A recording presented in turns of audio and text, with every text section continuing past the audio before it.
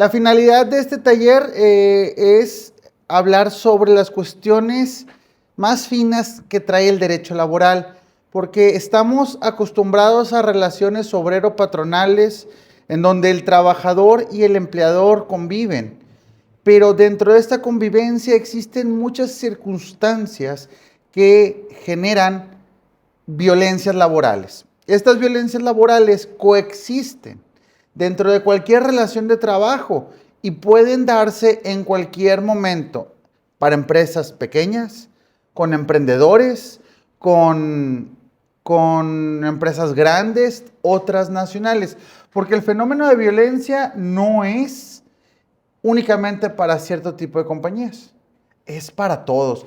Entonces, abordar este tema es muy importante porque la propia Ley Federal del Trabajo lo reconoce en su artículo 3, que existe el hostigamiento y el acoso sexual. Pero para evitar hablar de uno por uno, se les engloba como violencias laborales. Entonces, en este taller vamos a abordar primero qué es la violencia laboral. Seguimos por la fórmula del nivel de violencia laboral. Aquí voy a hacer un paréntesis. Esta fórmula fue creada a través de una investigación de su servidor durante el desarrollo del doctorado, el cual me permitió estudiar este fenómeno. Primero quise adentrarme hacia el estudio de la rescisión como causal sin responsabilidad para el empleador, pero me percaté que las violencias tienen una amplitud, tienen muchas modulaciones que no existen métricas, no existen guías, no existen formas de conducir a los operadores jurídicos, que son las personas que estamos aquí presentes hoy, para poder entender cómo guiar este asunto, ya sea por parte trabajadora, por parte del empleador, como oficial de cumplimiento normativo laboral o como juzgador. Porque si bien es cierto, existen en áreas diferentes las violencias, existen en áreas diferentes derecho positivo que pudiéramos utilizar, no hay una métrica, no hay una guía de actuación para los operadores. Entonces, el temario que vamos a abordar hoy es continuar por el entendimiento de las violencias, la presentación de la fórmula que creé para poder mapear todo lo que viene siendo las circunstancias de una violencia y luego cómo construir o la defensa o la actuación si nos toca este tipo de circunstancias. Entendido esto, quisiera agradecerles que vamos a arrancar con mi exposición y los voy a ir haciendo partícipes para efectos de hacer este taller más interactivo. Y agradezco a las personas que se están conectando. Si es posible conectar sus cámaras, sería mejor para poder estar dialogando de una forma más interactiva, que ese es el objetivo de este taller. Señores, señoritas presentes, a mí no me gusta recitar la ley.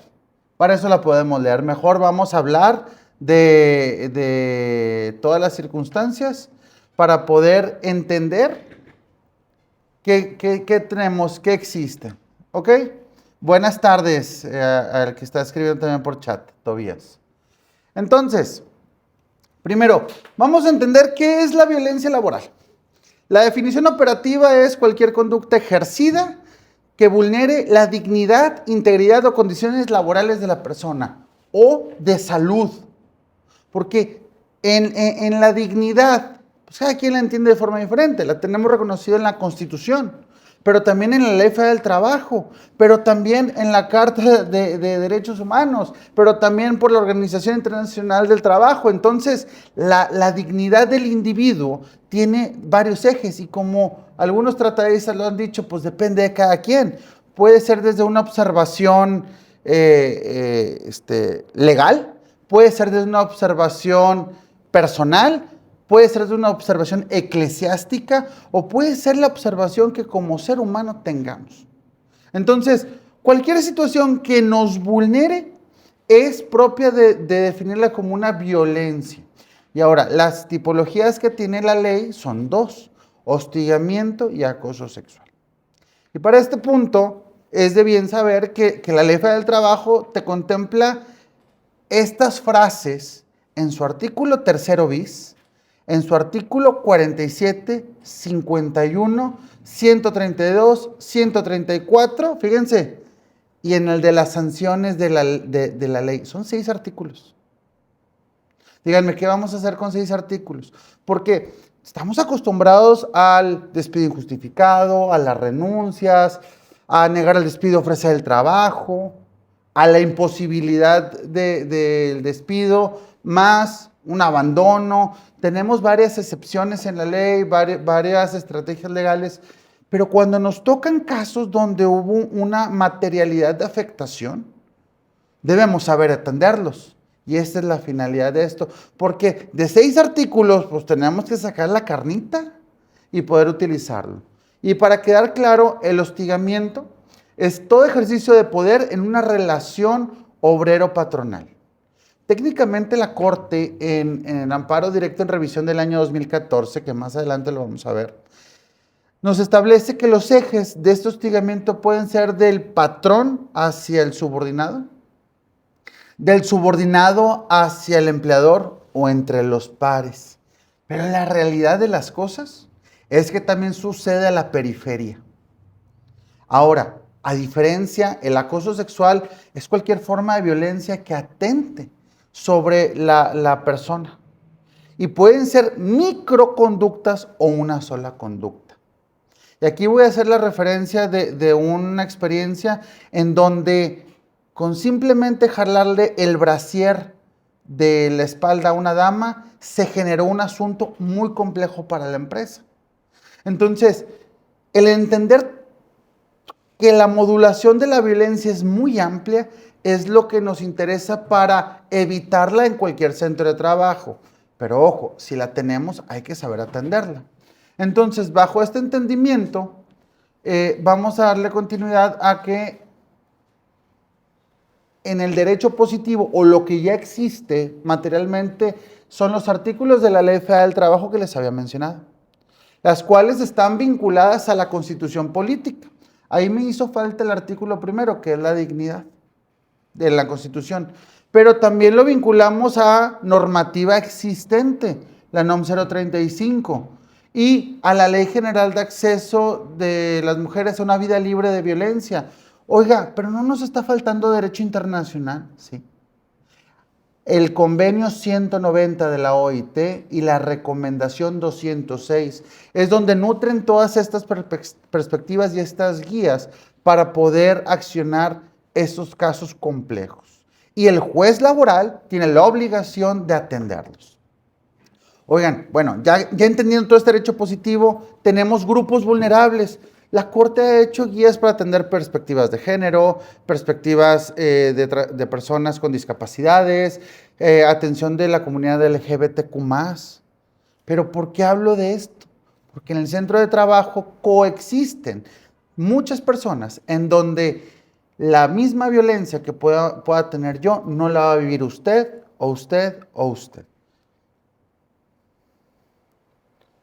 Exactamente, Tobías, hasta adultos mayores. ¿Por qué? Porque la realidad es que existe también adultos que ya están pensionados y se reintegran a operaciones de trabajo. Entonces, como operadores jurídicos, es indispensable conocer todos estos marcos para poder crear una estrategia probatoria sólida cuando tengamos el caso. Entonces, lo más complejo de todos, si somos... Por ejemplo, me voy a situar como un oficial de cumplimiento normativo laboral. Dentro de la empresa, tengo que tener un código de ética, tengo que tener una guía de actuación en caso de violencias, pero nada más está en papel y no la sé detectar. Empezamos a normalizar violencias. Y las violencias pueden ser una sola o pueden ser varias, creando microviolencias, confundiendo aquellas llevaditas, aquellas molestias que se van dando hasta crear un problema fuerte. Ahí está el caso de Papayita, que está en Torreón. El señor falleció por una constante afectación de violencias hasta llegar al fallecimiento porque bebió líquido, porque sus compañeros así le dijeron. Luego se crean los problemas grandes. Entonces, si el operador jurídico que está viendo esto es un oficial de cumplimiento normativo y nada más cumple por cumplir, ahí tienes un riesgo grande. Ahora, ¿qué pasa si en la gestión de este problema recursos humanos y legal no intervienen? Las responsabilidades que van a tener, además de la económica, son legales, reputacionales y hasta penales.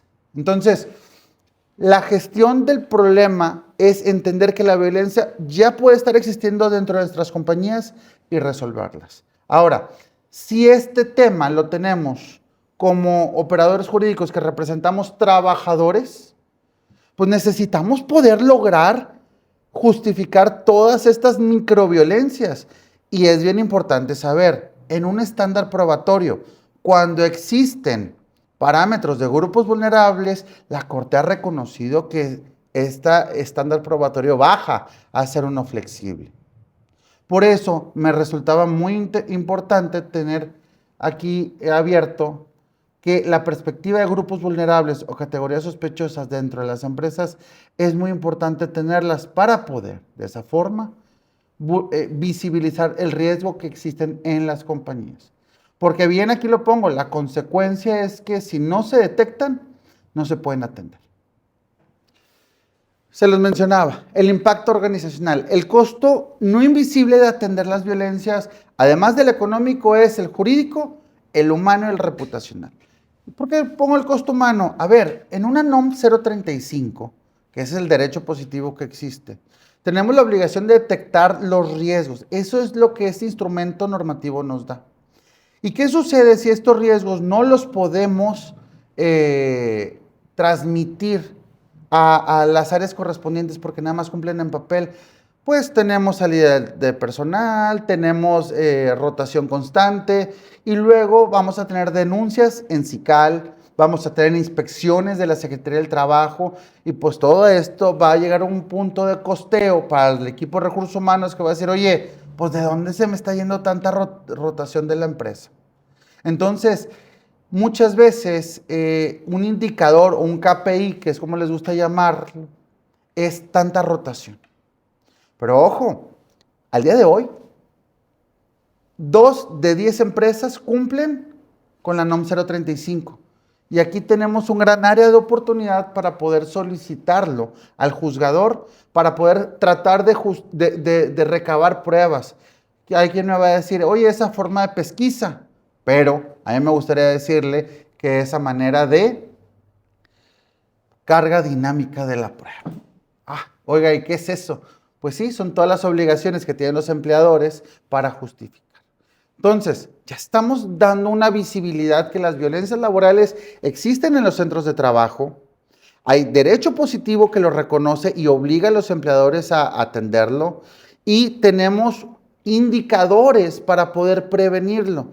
Porque las violencias laborales, dígase el hostigamiento, dígase los acosos, se pueden dar de forma repetitiva, totales, de manera aislada o de manera directa. Hasta aquí, ¿vamos bien? Miren, les voy a compartir el caso de un hostigamiento. Maestro. Lo escucho. El tema relacionado con la carga dinámica de la prueba, ¿esta sería en favor del trabajador? Sería en favor del trabajador y en perjuicio de la empresa si no lo cumple. Vamos a poner un ejemplo. ¿Le parece? Por el caudal probatorio, me imagino, porque es más factible que el empleador cuente con todo el caudal probatorio y él tenga llegadas precisamente a las pruebas. ¿Sería por eso? Exactamente. Mire, a ver, caso concreto, imaginemos que una persona denuncia en la empresa un hostigamiento, el que sea. Entonces, si no le dieron atención, ahí hay una omisión. Y la trabajadora o el trabajador puede rescindir por la omisión de dicha atención. Entonces, la prueba que va a solicitar es una inspección hacia los códigos de ética, hacia los canales de denuncia y hacia la atención que le dio la empresa. Ahí es donde se vuelve la carga dinámica de la prueba y el empleador tiene la obligación de justificar que sí le dio atención, que sí lo escuchó, que sí hizo lo que peticionó. Y eso favorece al caudal probatorio del trabajador. O en su caso, puede usarlo la empresa para justificar que sí se le dio atención, porque hay reclamaciones de violencia que no son violencia. Y la manera de justificarlo es acreditándolo con todos los controles que tiene la empresa, porque el derecho laboral es consecuencialista. Venimos de una época de juntas de conciliación es consecuencia si fallas, consecuencia si incumples, consecuencia si no asistes a la confesional, consecuencia si en la inspección no lo acreditas. Se quedó ese consecuencialismo a favor de los trabajadores. Y bajo el principio de realidad, el juzgador argumenta o va a poder razonar de que, oye, pues si sí te reclamó una necesidad de atención, no se la diste y luego tuvo que venir a un tribunal laboral a reclamarlo, concluye que efectivamente no le diste la atención y ahí es donde se desprende el riesgo legal. Gracias. Al contrario. Y agradezco su participación porque esto enriquece más este tipo de talleres. Y es aquí donde me voy a meter. Por ejemplo, un caso real fue el caso de una trabajadora con 18 años de antigüedad que era la contadora de la empresa. Fue violentada continuamente por su empleadora, que son personas físicas, las cuales le ordenaban atender el negocio, atender las casas de renta, pagar nómina, pagar los recibos de la casa. Digo, si le suena algo real, pues es que son cosas que pasan en los microemprendimientos o con los microempresarios. Entonces, esta relación se dio en una relación 1 a 1 y recibía gritos, insultos, humillaciones. Fueron 7 horas y media de audios que tuve que escuchar, donde se escucha el terror de la persona al hablar y la forma en que articulaba las órdenes, en donde era muy lamentable, donde la trabajadora fue determinada con un síndrome, creo que era de Estocolmo, en donde se vinculó tanto con su empleador que no lo quería denunciar, no lo quería hacer nada porque sentía que los iba a perjudicar. Entonces, todo esto generó un trastorno mental grave sobre ansiedad, depresión crónica, y llegó un punto en donde ya internada se tuvo que ejercer acciones legales. El asunto concluyó con que el instituto le recomendó 2 psicólogos y un psiquiatra. Y son vulnerabilidades que no vemos a la luz de un despido injustificado. Realmente el abogado tiene que ir más allá de lo que su cliente le transmite para poder entender todas estas afectaciones que puede recibir o que puede tener. Porque a nuestros despachos no va a llegar el trabajador diciendo soy víctima de acoso, sino es nosotros como operadores jurídicos que tenemos que detectar esa posibilidad. Entonces, para detectar esa posibilidad, he creado una metodología que más adelante se las voy a compartir e inclusive por estar participando en este taller les voy a dar todo el manuscrito para que lo tengan en sus archivos y lo puedan ejecutar cuando lo requieran. Y el manuscrito trae tanto para operador jurídico, por actora, por empresa y como juzgador. ¿Por qué? Porque hay juzgadores, y ya me ha tocado, que no saben resolver en estos casos de conflicto. Ahora, Maestro, adelante. ¿y en qué concluyó la citación de esta persona, de la contadora? Se llegó a un convenio y el juez, bajo el principio de realidad y perspectiva de género reforzado, ordenó que no la dieran de baja del IMSS durante 1 año para que pudiera concluir su tratamiento psicológico.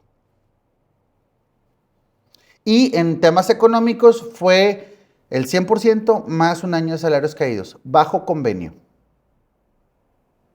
Muy bien. ¿Alguna reparación de daño adicional o solamente fue por temas laborales? Solamente por temas laborales. La reparación o evitar que se reparara de otras vías fue ese año de obligación de continuidad de vigencia en el Seguro Social. Entonces, ahí el juzgador va más allá de lo que la ley le ordena a través del principio de realidad. Entonces, si se dan cuenta la forma en que plantea el escenario, puede llegar a tener estos alcances. Y es aquí la obligación del juzgador, porque como cualquier abogado laboral decimos, con el convenio termina, pero ahí no acabó. Maestro. Sí. También yo le puedo dar continuidad, ahí pensando un poquito como el abogado del diablo, claro. Que al fin de cuentas, esta afectación que tuvo esta persona, ya por el resto de su día de vida, ya no pueda ejercer con la misma magnitud, desempeño e ímpetu su trabajo, y esto le haya causado un daño a su proyecto de vida, le puede dar uno un giro completamente diferente, no solamente en materia laboral, sino en materia civil. Sí, el famoso daño moral. En la época que se hizo ese asunto todavía no estaba la tesis que determinó el colegiado, pero sí es posible y sí es viable si se justifica. Ahora, técnicamente para el daño moral en materia civil es un año de vigencia, de prescripción. Pero necesitan la determinación. O sea, vamos a ir más allá de lo que les acabo de contar. Si ese asunto hubiera llegado a sentencia y de sentencia hubiéramos ido a colegiado y regresado ya teniendo un asunto firme, la determinación del juzgador nos va a permitir irnos al daño moral y con esas crecer el tema de la reparación del daño. Porque en una violencia ya determinada, no nada más sufre el trabajador, sino sufre la familia. Sufre el proyecto de vida. Sí. Adelante. La familia sería la familia las víctimas indirectas. Exacto. ¿De acuerdo también a la ley de víctimas? Es correcto. Es correcto. Ahora bien, en el tema, maestro, en el tema de la prescripción, obviamente, aunque se hubiera ido, digamos, hubiera caído la sentencia, hubiera caído en los colegiados y demás, el asunto no prescribe porque hasta ese momento está sub juris. Exactamente. El acto jurídico que nos da pie es la sentencia firme. Mientras tanto, el juez civil va a decir, oye, primero resuelve tu tema. Si no, nos vamos a desgastar gratis. Ok. Entonces, pero eso es en un caso de hostigamiento. ¿Y qué tal si es de acoso sexual? Ahí la primera acción debería ser el tema de lo penal antes de lo laboral para poder vincular una rescisión. Y dependiendo del estado de la república, ¿qué tan rápido se mueven las instancias penales? Aquí en Nuevo León son tardaditos, y más ahorita con el tema del mundial, pero ya teniendo una carpeta de investigación armada, te da muchos elementos de prueba que puedas anexar en tu situación laboral para poder vincularlo al expediente y posteriormente ver el tema de daño moral en materia civil. ¿Y cuánto cuesta el daño moral? Bueno, a lo mejor la fiscalía en Tamaulipas está más tardada, pero aquí... Muy tardado. Sí. Las carpetas de investigación aquí en Nuevo León están tardadísimas. Pero bueno, vamos a continuar con el tema y vamos a tener más casos prácticos, ¿eh? Entonces, si ya tenemos la observación del riesgo de las violencias laborales, las empresas, ¿por qué fracasan al querer defenderse? Uno, no tienen el cumplimiento normativo laboral correspondiente a la orden. Por ejemplo, si yo pido una NOM 035, me van a decir, sí, la tengo del 2018 y no la he actualizado. Híjole. Pues, oye, la violencia que te reclaman es del 2026, o sea, ya te faltaron varias actualizaciones. O resulta que no hay un código de ética vigente. O hubo denuncia, pero la empresa no la atendió. Eso es muy común. O tienen a un jefe violentador. Y ese jefe violentador ya en los centros de conciliación lo hemos detectado porque no es la misma ocasión que nos dice, nos habló mal, nos hizo esto, nos hizo lo otro. Y de esa manera o forma nos percatamos que ahí tienen un problema en la empresa. Y la empresa lo reconoce, pero no lo quitan porque es muy bueno en su trabajo. Entonces, ignorar esto a la larga cuesta mucho dinero para la empresa. Y aquí es donde me voy a lo que es la violencia institucional. Esto lo vemos más en 3 sectores: gobierno, Secretaría de Educación Pública y Secretaría de Salud. Este caso trató de una trabajadora médico en el área de urgencias, la cual tenía a su cargo dos practicantes que les llaman MIPS, médico internista pregrado, las cuales no son trabajadoras, pero sí tienen la obligación de asistir, tienen la obligación de tener actividades, tienen la obligación de cumplir un horario. Entonces se les exigía que cumplieran la atención médica, pero resulta que estas chicas eran hijas de tal médico que era director de la institución, y a través del área de enfermería, de sindicato, de dirección, de administración, le empezaron a atacar para usar la vieja confiable, moléstala para que se vaya sola. Pero esta doctora dijo: no, espérenme, aquí tengo una persecución, y esta persecución se llevó a cabo en tribunales y se logró determinar. Y recuerdan que yo hablaba de 3 ejes que la Corte había dicho: el vertical de superior a inferior, el de inferior a superior y el de pares. Y es aquí donde este modelo genera el periférico. Cuando están dentro de la misma organización, pero a la periferia hay personas que te afectan. Y esta periferia pueden ser clientes o pueden ser gente relacionada a la actividad que tengamos en el centro de trabajo. Y de esa forma, no necesariamente significa que estás vinculado con un trabajador, porque si nos vamos a la legalidad total que nos dice la ley, no es tu jefe, no es tu subordinado, ni tampoco es tu compañero de trabajo, pero sí coexiste la relación con ellos. Entonces, es un elemento que no está determinado, pero que sí existe en las relaciones laborales. Y mencionarlo y llevárselo al expediente laboral es bien importante. Y yo les aseguro que estos existen en la práctica en todos los niveles y en cualquier institución. Puede ser por relación laboral directa o relación laboral indirecta con los famosos prestadores de servicios especializados, que a la mera hora vienen siendo simulaciones jurídicas. Entonces, hasta aquí vamos bien, ya quedó el entendimiento que son las violencias laborales. Tenemos el hostigamiento, tenemos el acoso sexual. Y ahora, les mencionaba que hice una investigación relacionada en esto, en mi investigación doctoral, y presenté una fórmula de actuación, que es la fórmula NVL, que trae 3 ejes principales: el A, el B y el C. En el eje A, que es donde nos vamos a centrar ahorita, yo siempre les recomiendo conocer a la persona trabajadora.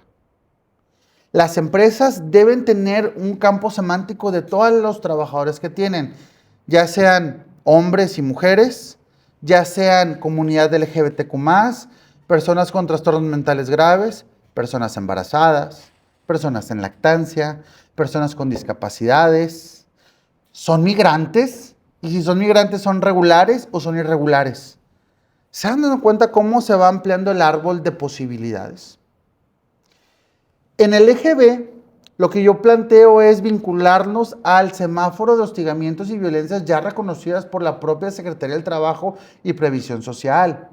Y que está esto también vinculado a las incapacidades que nos da el propio Instituto Mexicano del Seguro Social. Entonces, hasta estos 2 parámetros no estamos realmente inventando nada, simplemente estamos creando una ruta de acción. Y en mi último eje, yo les propongo tener 4 variables para determinar la conducta, el contexto, la intencionalidad y el poder asimétrico de la violencia. Esto nos va a dar un resultado del 4 al 10. Y yo los categoricé por 4 niveles de violencia. En el nivel 1, técnicamente no hay violencia. Son cumplimientos de la relación de trabajo. En el nivel 2 y 3 ya hay una violencia configurada que requiere atención. Y en el nivel 4 es el más urgente. Técnicamente aquí ya hubo un delito cometido por parte de alguien dentro del centro de trabajo. Ahora, ¿qué sucede con todos los grupos que les acabo de decir?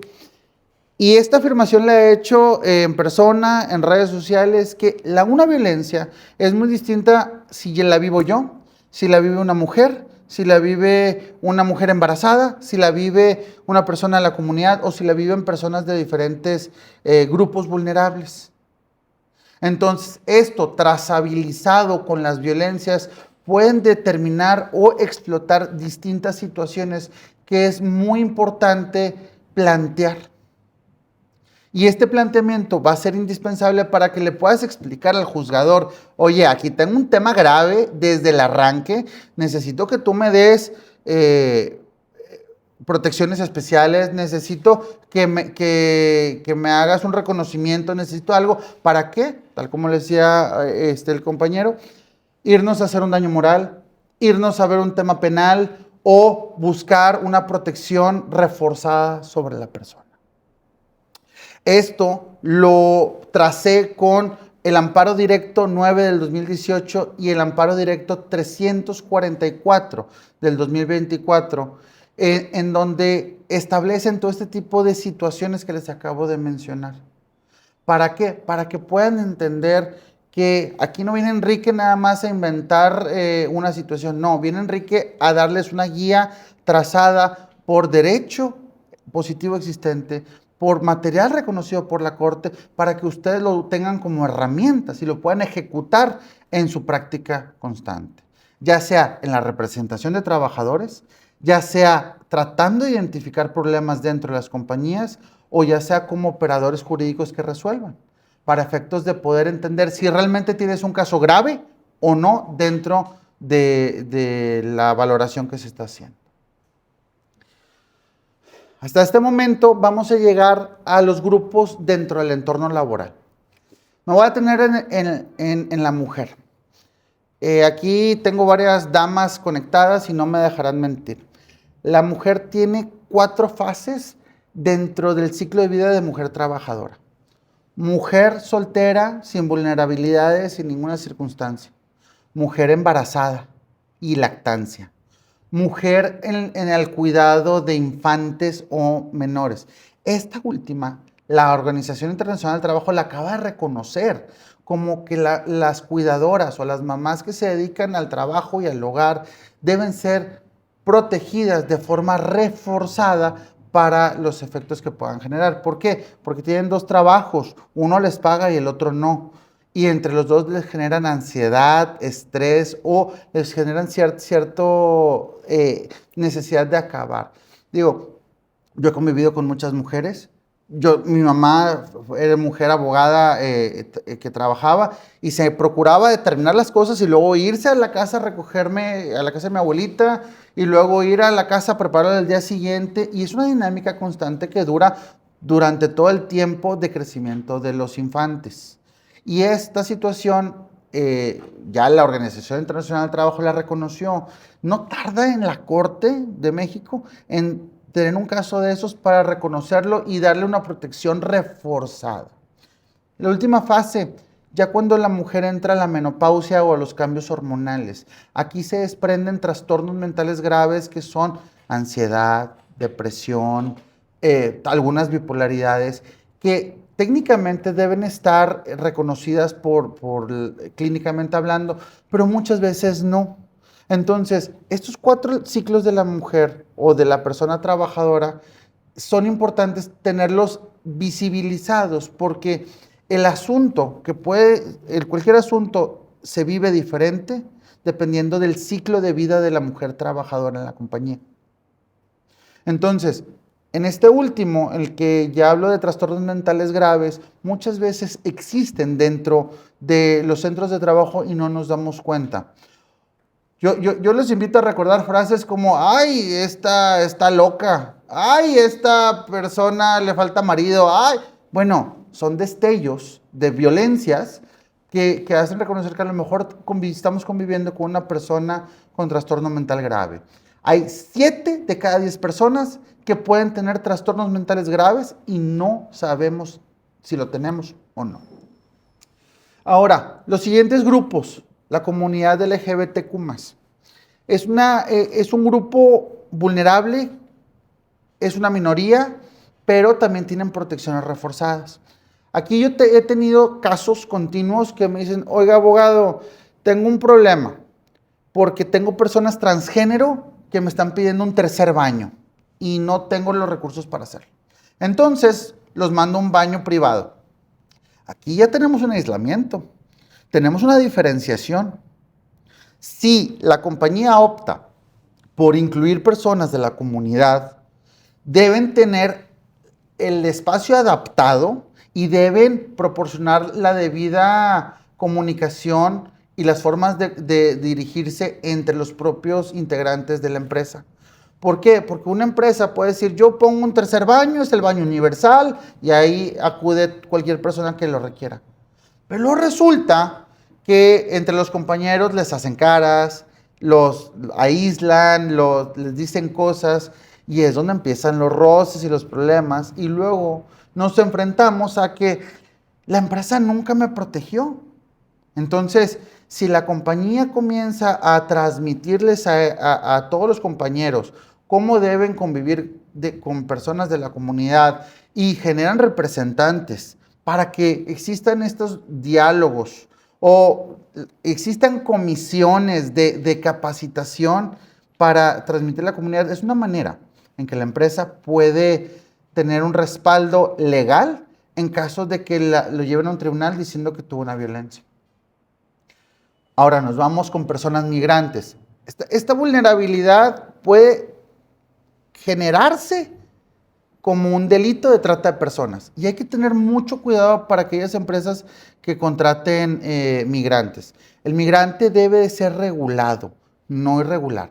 Vamos a tener a muchas personas de otros países en México por el Mundial y muchas personas se van a quedar. Entonces, ¿qué sucede? Si estas personas comienzan a trabajar de forma ilegal, el patrón puede exponerse a que lo consideren como trata de personas, porque está contratando personal no disponible para ello, los está obligando porque les tiene que pagar en efectivo y no les va a dar seguro social y no tiene forma de justificar su permanencia en el país o en el centro de trabajo. Entonces, aquí es un foco altamente grave o rojo para las compañías. Porque luego nos vamos a enfrentar con casos en donde, ay, me clausuró. ¿Y quién te clausuró? La gente del Ministerio Público hizo una investigación más dura. Oye, salieron las noticias porque me decían que tenía trata de personas y generan problemas graves. Entonces, aquí la recomendación es, oigan, busquen identificar que no exista personas migrantes y si las tienen, que sean reguladas con registro migratorio, con permiso del Instituto de Migración, con alta en el IMSS y con Secretaría de Hacienda. Tener esos 4 elementos ya es posible que pueda ser un migrante regular. Ahora, ok. adelante, Claudia. Perdóname, Enrique, perdóname. Bueno, entonces, pero si tiene todos esos, si timbramos su recibo de nóminas en el SAT, si está dado el seguro, todo ese proceso ya lo tiene, si tiene su tarjeta de permanencia en el país, eso, ya con eso no tenemos ningún problema, ¿es correcto? Es correcto, ahí tienes ya un migrante regulado. Ok. Pero, a ver, tú que estás en Tamaulipas, estás en frontera. Resulta que puede haber muchos que se queden porque no lograron brincar a Estados Unidos. Y los contratas como mano de obra barata. Ahí puede una persona que conozca agarrar el tema y con eso irse a denunciarte por trata de personas. Y va a ser un problemón que no te vas a quitar. Sí, no, si lo contrato con menos del salario mínimo, por decirlo de una manera, ¿no? O regular. Es que la regularidad del migrante es, si lo puedes timbrar, lo puedes contratar. Si no, no. Sí, de hecho. Es que sí, yo tengo dos inmigrantes, pero timbro su recibo de nómina, están dados de alta en el seguro, reciben capacitación, tienen equipo de protección, o sea, tienen todo el proceso como cualquier trabajador normal, ¿verdad? O sea, sus días de descanso normal. Fíjate. Y el salario, obviamente, arriba del mínimo, ¿verdad? O sea, y de hecho, uno de ellos trae más alto del mínimo, ¿verdad? Aquí hago una observación. Dígame. Los centros de conciliación no cuentan con el personal capacitado para atender personas migrantes, porque es obligación tener a una persona intérprete o un traductor al momento que están levantando el citatorio. Y esto no es algo que te lo van a decir públicamente. Digo, yo he ido preguntando poco a poco con la gente que conozco que me confirma esta situación. Ok, no, sí. Entonces, Claudia, qué bueno que los tengas así, te felicito que los tengas dados de alta y consérvate así, porque si no, checan reloj checador con huella, o sea, como cualquier trabajador normal, ¿verdad? O sea, todo normal y todo bien. ¿Y por qué lo tomamos así? Porque tiene sus documentos de inmigración base. Por ejemplo, de hecho, uno de ellos, en el momento que me trajo, por ejemplo, su CURP, su acta de nacimiento y la tarjeta de inmigración, pasó entrevistas y la persona de entrevista me le dijo, no, sí, cómo no, sí, que entre.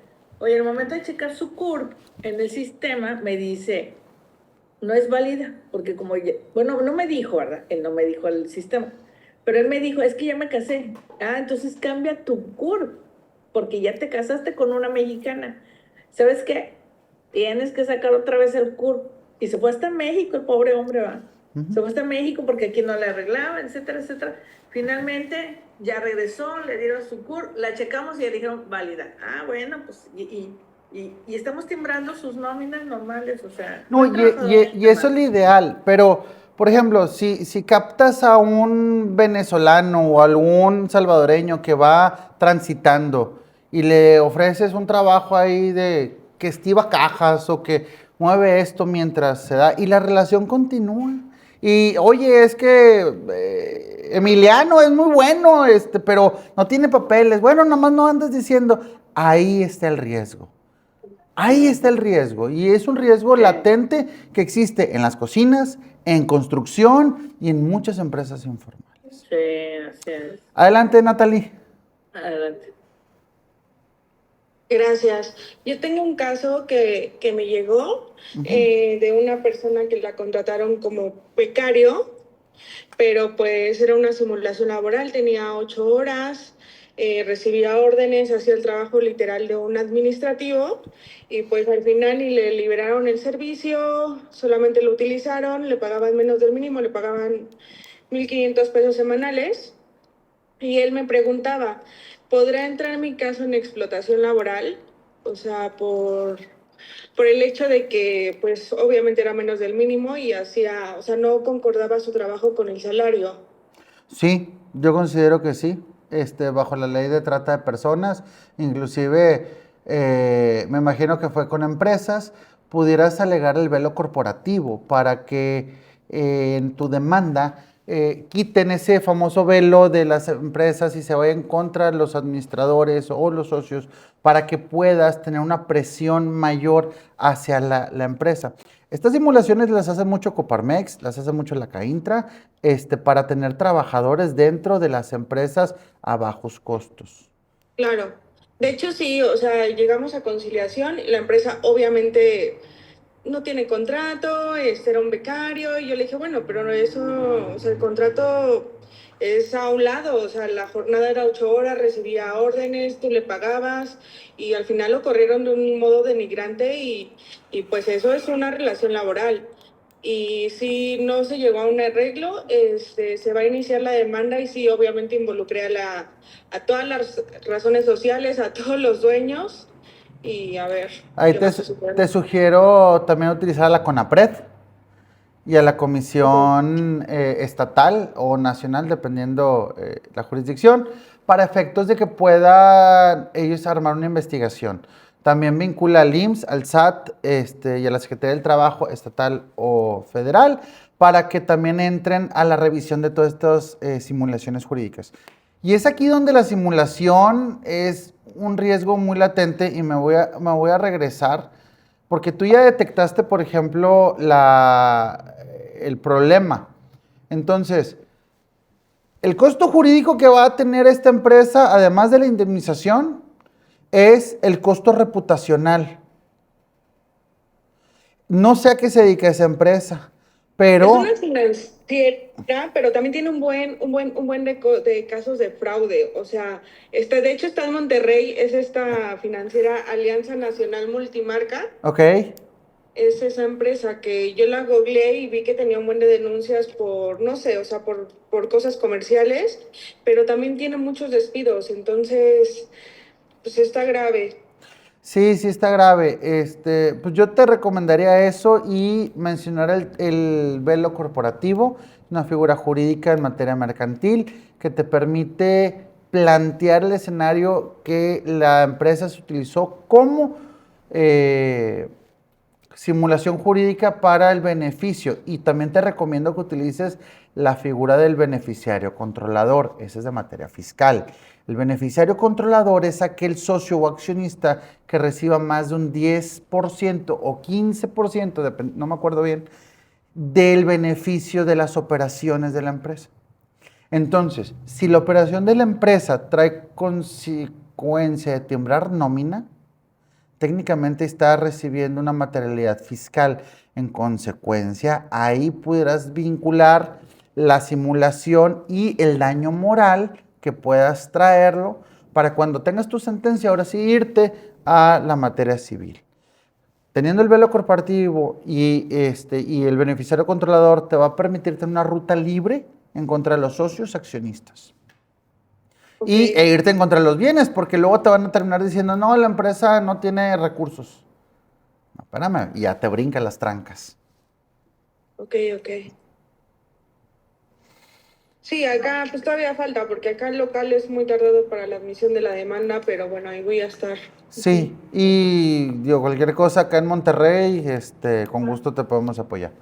Ahora, Vale, pues. no sé si recuerdas el caso de trabajador del IMSS que mostró un pie en redes sociales.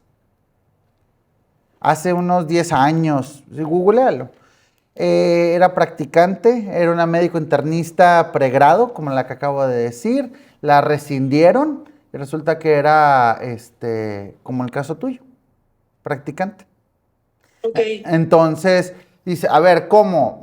Si me contratas como prácticas, pero a la mera hora utilizaste el contrato colectivo para rescindirme. Pues, técnicamente me estás tratando como trabajador. Claro, incongruencia. Exactamente. Entonces, todo eso es violencia institucional y genera costo reputacional, genera consecuencias económicas y consecuencias legales. Ok. ¿Ok? Ah, Enrique, otro dato. No sé si adelante. vamos a llegar a ese tema, pero algo que he estado viendo por aquí y algunos colegas me comentan, por ejemplo, algunas empresas americanas ponen una empresa mexicana. Y bueno, el año pasado estuvo en el transporte muy difícil. Hay muchas empresas mexicanas o americanas que tenían empresa en México. Entonces, como estuvo tan difícil, están empezando como que a irse, ¿va? Pero si en ese proceso de irse, pues obviamente están dejando desamparados trabajadores. Finalmente es una violencia, porque incluso, ¿cómo te puedo decir? Incluso, por ejemplo, sus nóminas, una semana se la pagan y luego la otra se la pagan tarde y luego ya a mediados de semana le pagan la otra mitad y ahí se lo están llevando. Sí estuvo difícil, pero si estuvo difícil, bueno, pues hay que tomar medidas, y otro tipo de medidas, no estoy pensando en voz alta. Pero hay empresas americanas que como que se confían y varias tienen, porque los he escuchado. Ah, es que en México todo se arregla, o sea, todo puedes pagar en México. Y traen como que esa confianza, ¿sí me explico? Entonces, pero varios, o sea, trabajadores se quedan desamparados en todos los puntos, no solamente su nómina, sino sus prestaciones básicas, ¿verdad? ¿Hay algo que se puede hacer con esas empresas americanas o cómo se pudiera trabajar? Que los trabajadores pudieran trabajar, porque finalmente, como tú dices, o sea, de rato salen con que no tienen dinero y él como quieras, ¿no? Pero ¿hay algo, por ejemplo, internacional que se pueda trabajar en algún momento? Sí, aquí aducimos al Tratado México, Estados Unidos y Canadá a través del capítulo 23 del dicho tratado, en donde vincula a todas esas empresas americanas, mexicanas, y nos da un nivel de actuación rápida. Técnicamente, la empresa americana actúa como supervisor de la empresa mexicana. ¿Qué sucede? Puedes utilizar el mecanismo de actuación rápida para la intervención. Este mecanismo se ha utilizado 8 veces o 10 veces a lo largo en materia colectiva, porque están violentando los derechos fundamentales de la OIT que les ha reconocido. Y decir, a ver, si tu empresa americana estás operando en México y las dos es el corporativo y es la empresa mexicana, pudieras hacer esa denuncia y vas a generar la intervención de la empresa americana a través de la autoridad correspondiente de allá hacia México para que pueda hacer las regulaciones correspondientes. No cualquiera lo sabe hacer. Es bien importante eso, Claudia. ¿Por qué? Porque pues hay que invertirle tiempo, dinero y esfuerzo. Y tener una legitimidad de reclamación, no nada más reclamar por reclamar. ¿Por qué? Porque te vas a meter con gobierno americano. Ok, bueno. Pero finalmente, por ejemplo, bueno, hoy por hoy, bueno, me platicaban un caso unos colegas, ¿no? Y estaban apurados por eso. Pero los trabajadores, pues, como te comento, o sea, les están pagando en pausas. Ahorita les dijeron a todos, chavos, vayan todos a descansar, nos vamos en 20 días para volver a empezar a trabajar, traemos trámites administrativos que tenemos que hacer. En 20 días no vamos. En 20 días no va a haber nada. Pues, bueno, ahí pueden usar el procedimiento a huelga. Okay. O sea, hay otras formas también, pero eso ya no es violencia, ahora es un tema de insolvencia, es parte del derecho colectivo reconocido de los trabajadores, el derecho a huelga, y pueden hacerlo por una legitimidad propia desde 20 trabajadores para poder aducirlo, pero se tienen que apoyar de los abogados correspondientes. ¿Sí? Okay. Entonces, en conclusión, tienen 2 mecanismos. El capítulo 23 del TEMEC y el derecho colectivo, aquí en México. Vamos a continuar. Otro grupo vulnerable son las personas con discapacidad. Es cualquier persona con condición física, cognitiva, que tenga una vulnerabilidad. Ciegos, en silla de ruedas, cadera bífida, hay muchas denominaciones. ¿Y qué sucede? Cuando la empresa los tiene contratados porque hay estímulos fiscales de inclusión, resulta que los tienen aislados, los tienen en un rinconcito nada más por tenerlos. Ay, es Miguelito, el de la silla de ruedas. Oye, pero es un licenciado, tiene estudios, tiene ingeniería, lo que sea. Pero lo tienen ahí en un rinconcito porque no adaptan la empresa hacia ellos. Y esta falta de adaptación se vuelve una violencia institucional, porque bien me lo decía una persona ciega, la verdadera inclusión es adaptarse a nosotros, no nosotros a ellos. Entonces, tener personas con discapacidad dentro del centro de trabajo es crear que toda la empresa pueda estar viable para ellos. Si no, estamos convirtiendo una violencia institucional o estamos normalizando este aislamiento, esta situación. Tratarlos como menos o ser condescendientes. Muchas veces las personas con discapacidades quieren ser tratados iguales. Esto yo lo vi en una anécdota que a mí me encanta ir a la lucha libre. Y vi a un muchacho en silla de ruedas que estaba conviviendo con otros muchachos y le tiraban carrilla por sus piernas, por la silla de ruedas y demás. Y logré escuchar a este muchacho decir, ¿cómo me gusta que me tratara todo el mundo así?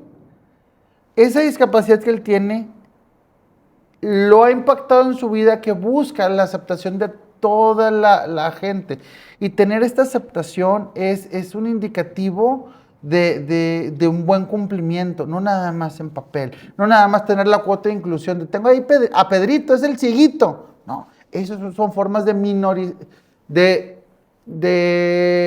minorizar la violencia. Ahora, nos vamos con las personas de condición mental grave. Estos ya los había referido.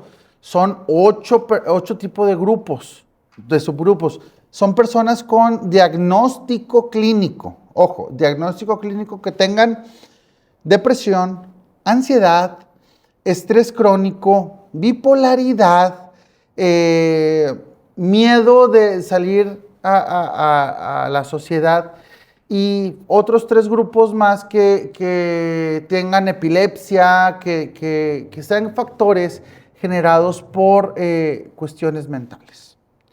Muchas veces convivimos con estas personas, o tal vez nosotros tenemos eso y no sabemos, que lo vamos generando. ¿Cómo podemos identificar estos grupos? La persona ideal es un psicólogo, pero ¿han escuchado gente que dice, es que me duele la mandíbula de tanto que la aprieto? Es que no duermo, es que me trae preocupado, estamos rumiando el problema. Bueno, ahí empiezan los trastornos mentales graves. Esos trastornos mentales graves, a la larga, necesitan cualquier detonante para que sucedan. Caso concreto, estoy atendiendo a una persona que tuvo ceguera por migraña crónica, porque ella es madre cuidadora gemelar, tenía un permiso autorizado de flex time de entrar a las 9 y salir a las 4, y el jefe durante 5 años, y el jefe le está obligando a llegar a las 7 de la mañana, si no iba a perder su empleo. Le generó tanta la preocupación, tanta la ansiedad, que terminó desmayada con una migraña que la dejó ciega durante unos segundos. Fue al IMSS, le dieron atención psicológica y ya va para el médico neurológico. Todo esto es una violencia generada por la empresa. Y la empresa que dice, no, a ver, se lo estábamos comentando. Es que un comentario que me lo digan a mí como varón es muy diferente a que se lo digan a una mamá de gemelas que tiene la preocupación de, nota al margen, las gemelas tienen cuidados especiales.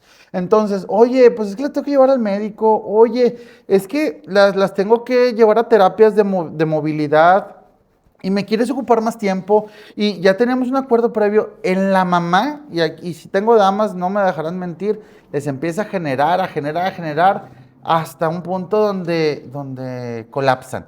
Y estos colapsos son generados por este hostigamiento.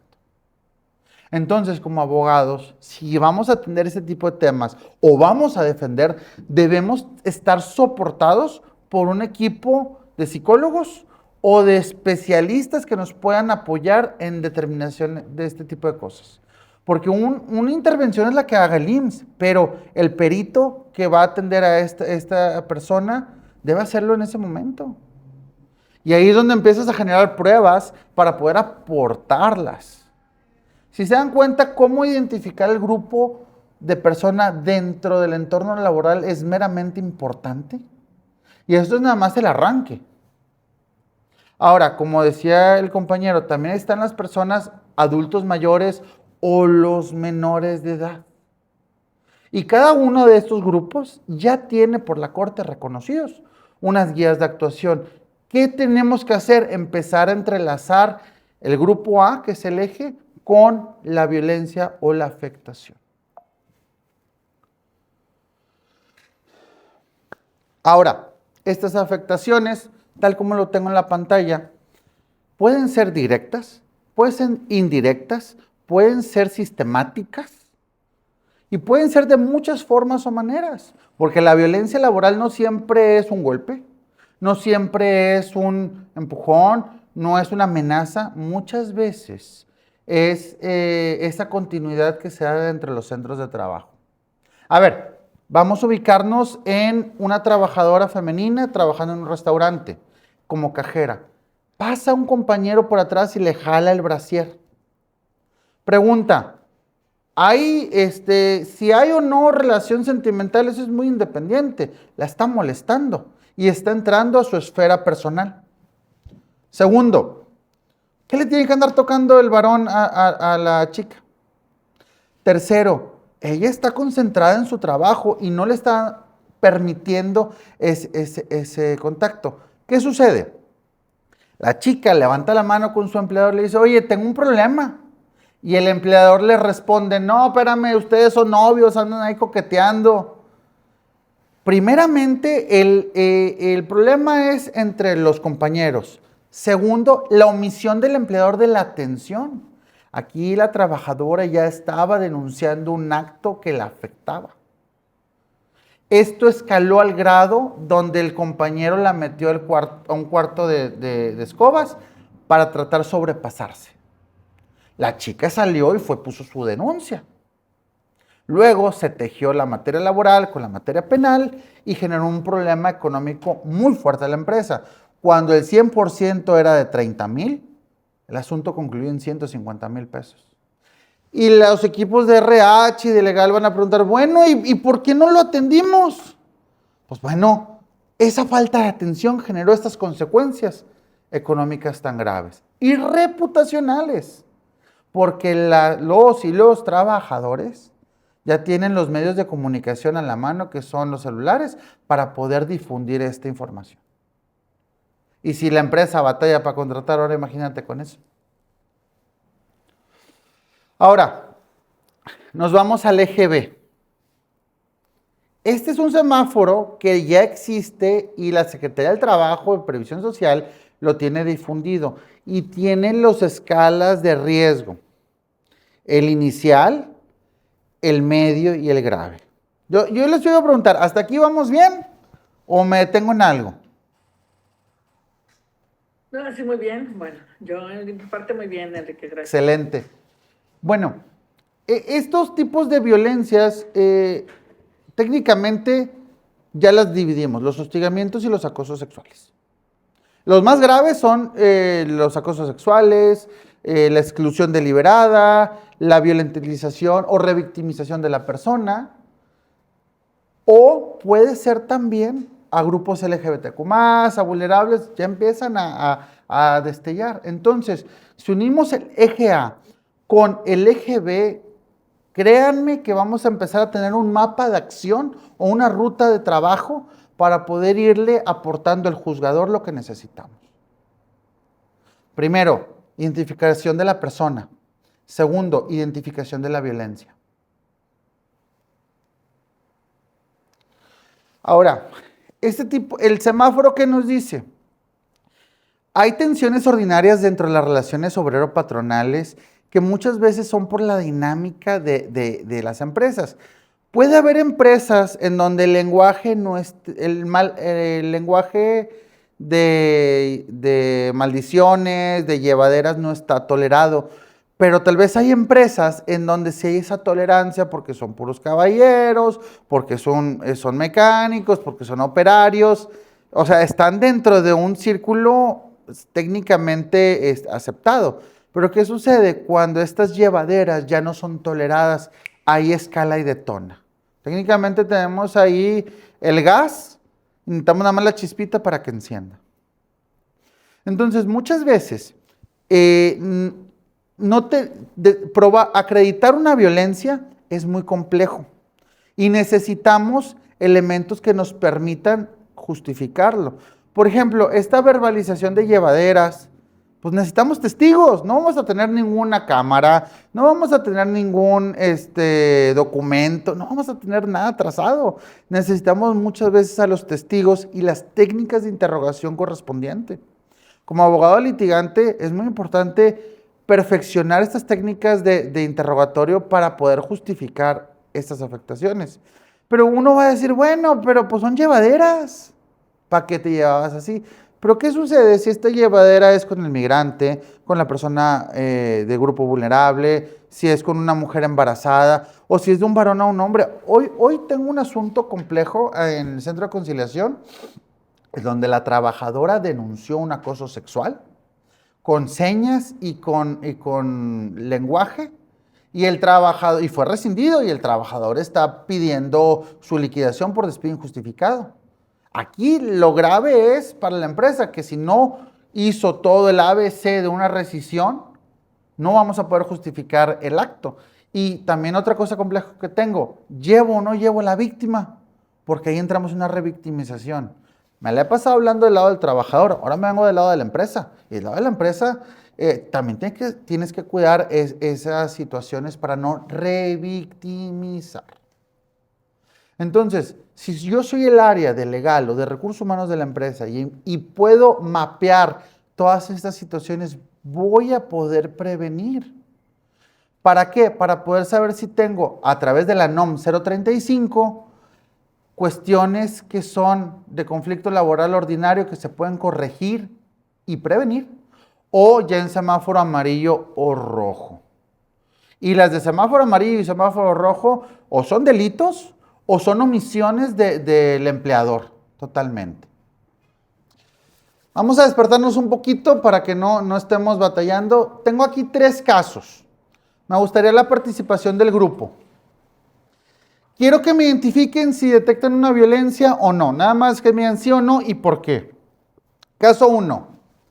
Una supervisora llama la atención a su colaboradora frente a todo el equipo de forma recurrente.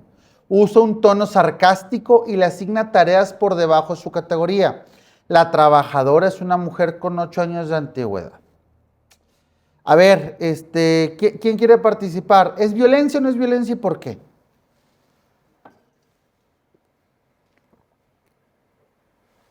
Estamos en el caso A. Usted, Lucía, a ver, ¿qué piensa?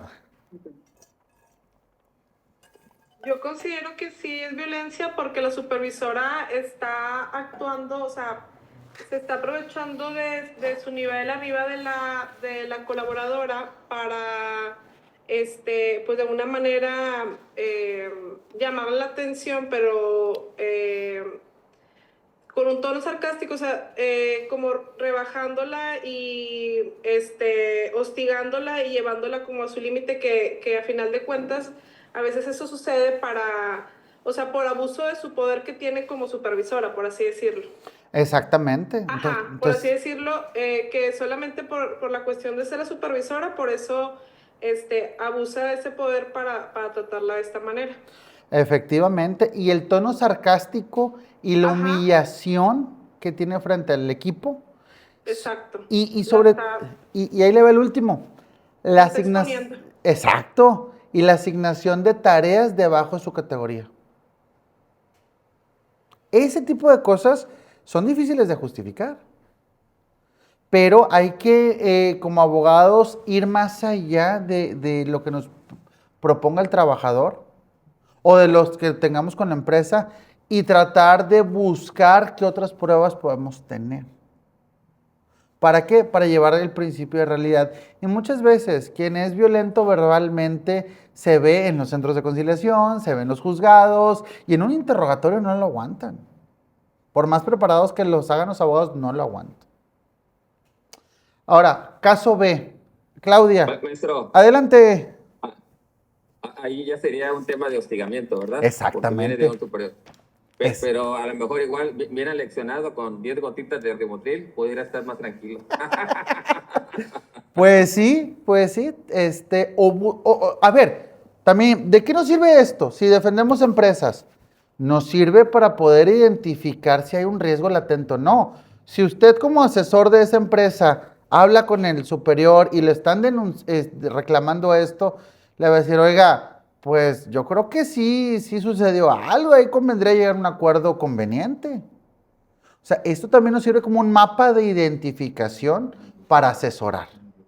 Y ahí empiezan los problemas de que, oye, pues el centro de conciliación te está exhortando en un 60 o en un 70%. ¿Y qué dice el trabajador? No, es que me trataban con pésimo. Y ahí es un problema fuerte que le va a hacer gastos innecesarios a la empresa, porque va a tener que defenderse, va a tener que ir a tribunales y a lo mejor saca bien el asunto, pero emocionalmente traes a una persona en contra que te va a impedir. Recuerden que la justicia tiene 3 rutas, y estas las decía Platón. La objetividad, que puede ser números económicos, la razón de ganar y el hambre del ser. En el hambre del ser es la voracidad del elemento para justificar que ganó y que te fregó y que se fue más allá. Entonces, cuando hablamos desde la racionalidad económica contra alguien emocional, nunca vamos a empatar. También hay que estar alertas a esos para identificar a la hora de llevar una negociación efectiva. Muchas gracias, César, por tu participación. Caso B. ¿Quién me quiere apoyar? Es identificar si sí o si no es violencia. Un gerente exige puntualidad estricta, aplica descuentos conforme al reglamento y un trabajador considera que el trato es severo. No hay reiteración de conductas personalizadas ni elementos de subordinación abusivos identificados. ¿Qué piensan? Adelante. Yo te comento, yo no lo veo como agresión. Es muy común que la gente se sienta agredida. Yo pienso que es diferente. Yo tengo un caso muy puntual en la empresa. Nosotros trabajamos directamente con el cliente, que es lo que le sigue de exigente. Y está bien, no está mal. O sea, está bien por sus líneas de producción, etcétera, etcétera. ¿Cuál es el punto? Desde la entrada les digo, la única diferencia con muchas empresas de transporte es que aquí somos exigentes en la puntualidad y la asistencia. Somos muy exigentes. Allá no te dicen nada si faltas una semana, 3 días. Aquí sí hay problemas. ¿Por qué? Porque trabajamos con la operación del cliente, que es un productor de tractocamiones, ¿verdad? Y hay problemas severos si una persona no llega puntual. Entonces, si se le explica desde el principio, hay personas que desde el principio me dicen, no, sé qué, licenciada, no, usted y yo no vamos a poder trabajar porque yo si quiero vengo y si no, no, y me paro donde yo quiera y no, se respeta y le agradezco que me haya dicho. La arrogancia del ser. Sí, pero usted y yo no vamos a poder trabajar de acuerdo y se retire y al contrario le agradezco mucho que me haya comentado eso, ¿verdad? Pero en el camino, ya cuando estamos empezando a trabajar, hay personas que me dicen, es que licenciada, y toda la semana llegué temprano, pero hoy se me hizo tarde, y si te dije, ¿verdad? ¿Te acuerdas que te comenté? O sea, es diferente. No, pero ¿cómo? Como dice el dicho, es que nada más ve la taza que se rompió y no toda la vajilla que la ve. Así es. Entonces, pero a ver. ¿me ayudas? Exactamente, y aquí Claudia tiene usted razón, este caso no es violencia, aquí es cumplimiento de las normas del trabajo, del reglamento y del control, simplemente como bien lo dice usted, el trabajador quiere alegar una severidad para deducir que es violencia. No todos los casos que marcan violencia son violencia, muchos son cumplimiento de las normas de trabajo y ya. Yo tenía un jefe... discúlpeme, Claudia, yo tenía un jefe que decía, más vale llegar 1 hora antes que 1 minuto tarde. Los que somos litigantes sabemos que si se te pela la audiencia, tienes un riesgo grave y traes responsabilidad de clientes. Y son responsabilidades económicas. En las juntas de conciliación, los que ya son contemporáneos, saben que tenías que llegar media hora antes o 40 minutos antes para estar vigilando el expediente. Porque nada más te volteabas a estornudar, te levantaban la audiencia en un periquete. La verdad. Entonces, más vale prevenir que lamentar. Y qué bueno que lo hablas desde el arranque, para que luego no estén sorprendidos. Hay empresas que así son. Y hay trabajos que por ejemplo, los guardias de seguridad, rescindir porque se durmieron. Oye, pero es que tu obligación es vigilar durante la jornada y horario establecido. Y dormirte ya es una irresponsabilidad y es una consecuencia grave. Entonces, es lamentable que muchas personas no puedan dimensionar lo que viene siendo cumplimiento de trabajo con hostigamiento. ¿Sale? Siguiente caso. Natalie, ¿me puede apoyar? Adelante. Yo también creo que el tema de la disciplina siempre el concepto de que una medida disciplinaria tenga una cualidad de haber tenido una calidad de advertencia es muy válido. Por eso la inducción, la capacitación, la instrucción, la supervisión es muy importante para que en el medio ambiente laboral el trabajador se dé cuenta que no va a ser maltratado al ser disciplinado, sino que va a ser inducido a evitar que caiga en infracciones una y otra vez, ¿no? ¿Okay? Sí. Ese sería el comentario. Gracias, César. ¿Puedes poner el mute? Gracias. Vamos, caso C. Un directivo hace comentarios sobre el cuerpo de una trabajadora en 2 reuniones de equipo, le envía mensajes con doble sentido por WhatsApp y le condiciona verbalmente una promoción. Existe un solo testigo. La pregunta ¿es un caso de violencia o no lo es? Sí, claro. O sea, no debe de, para empezar, no se habla de los cuerpos ajenos y menos pues siendo un directivo, y el que condicione una promoción a base pues de algo sexual está pues súper grave, ¿no? Exactamente.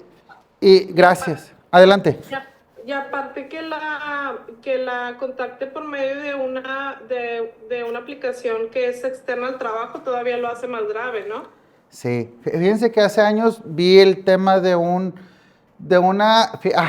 una practicante en una empresa que por X y Y razón tuvo que ir a otro departamento y cruzó números con un supervisor. Y el supervisor le empezó a comentar sus estados de WhatsApp, dándole mensajes indirectos. El supervisor, cuando lo encaramos, se ofendió. ¿Cómo es posible? Pero aquí la empresa actuó con debida diligencia. Y eso es bien importante. No es lo mismo actuar con debida diligencia que ser omisos en la actuación y protección. Si te están levantando la mano y te están pidiendo apoyo, es porque te ven como su agente protector, y si la empresa no lo hace, se vuelven cómplices. Otro caso, trabajadora intérprete de japonés denunció acoso sexual que solamente recibía en el idioma japonés.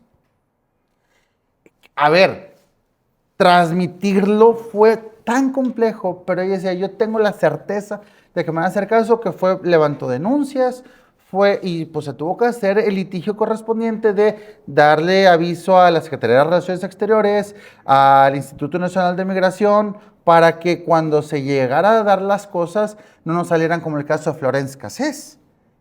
El debido proceso, que oye, es un extranjero y no intervino la persona consular correspondiente.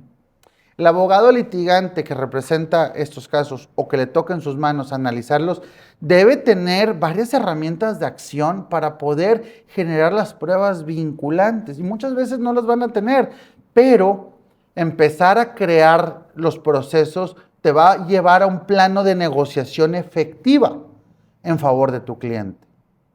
Lo digo ahora para el lado de la empresa. ¿Tienes un caso grave de este tipo? Tener todos tus controles documentados, tener todo evidenciado y tener el debido cumplimiento laboral te va a permitir demostrar tu debida diligencia ante un caso complejo y poder tener la debida negociación en su época o en su momento. O valorar ante el juez si se dio o no se dio el resultado adecuado. Adelante. ¿Te ha sucedido, de acuerdo a tu práctica o experiencia, alguna situación en donde tengas como herramienta de blindaje el código de ética cuando se dan relaciones sentimentales en la empresa? Dígase a un nivel jerárquico de un superior con un subordinado, y en el inter, pues obviamente esa relación de amorío sale mal y resulta que el trabajador ahora dice, pues ahora va la mía, ¿verdad? Te voy a acusar de hostigamiento. ¿Has vivido alguna situación así? Sí, o de acoso sexual. Sí. El código de ética les establece ser transparentes en las relaciones personales que existan en las empresas. Relaciones legítimas, Porque también, no voy a ser, digo, puede ser que el caballero que la dama tengan varias relaciones y todas sean legítimas, que se puede, pero el código de ética debe establecer el marco regulatorio para evitar estos problemas y solicitarles que la relación amorosa sea fuera del centro de trabajo, no durante sus actividades. Primer punto. Segundo punto, ¿qué sucede cuando la relación concluyó? Hay que pedirles que lo hagan público para también saber qué situación sentimental guardan y evitar este tipo de situaciones. ¿Qué pasa si no lo hacen? Sí he tenido el caso en donde la trabajadora era la amante del director y denunció porque lo estaba engañando con otras 2 muchachas. O sea, eran 3 amantes más la esposa. Y en el centro, digo, da risa, digo, a mí me da risa porque tenía este cuate una, ¿cómo decirlo? Decía, pues... Corazón de condominio, más Sí, pero llegó el centro de conciliación a decir, pues a ver, sí lo hice, pero fuera de horas de trabajo, no me tienes por qué reclamar. Ahí se dio el caso donde el amante en turno utilizó la denuncia corporativa para denunciar el acoso sexual. Ahí fue una venganza. Y era el director de recursos humanos quien implementó ese tipo de situaciones. Entonces, salió por la puerta de atrás y se defendió el señor y no, mis relaciones sentimentales, yo soy libre de hacer lo que quiera y era fuera del centro de trabajo. La problemática para él es que existe una denuncia. Y aquí, ¿a quién se le debe hacer bajo la debida diligencia? Se le debe creer a la persona que se denuncia como víctima. Porque si no lo hacemos, caemos en una omisión y nos volvemos cómplices de, en este caso, el violentador. Ojo, hay otra situación que pasa y es una muy mala práctica que lo hacen en las compañías, que es... no saben cómo despedir a una persona de mucha antigüedad y le ponen a una muchachita practicante, la cual a los 2 meses denuncia violencia sexual. La empresa lo corre, lo rescinde y este señor se queja, oye, espérame, es que nunca pasó nada, pero la muchacha se encarga de tomar fotografías, se encarga de tomar capturas de pantallas, de insinuaciones y esto, y es más que suficiente. Si va a un tribunal, pues el trabajador va a ver exhibido y él busca cuidar su reputación. Son malas prácticas que en compañías he visto. Y estos tipos de problemas son muy complicados porque no hay formas de... O sea, ahora sí que ahí son culpables hasta que no demuestren lo contrario. Y la dama que lo hace por coraje, pues tiene muchos elementos para no perder. O sea, realmente... un día alguien me dijo, las mujeres son viscerales, los hombres son lógicos y si lo hace, pues se abandera en la perspectiva de género reforzada que tiene y que debemos crear en todo momento.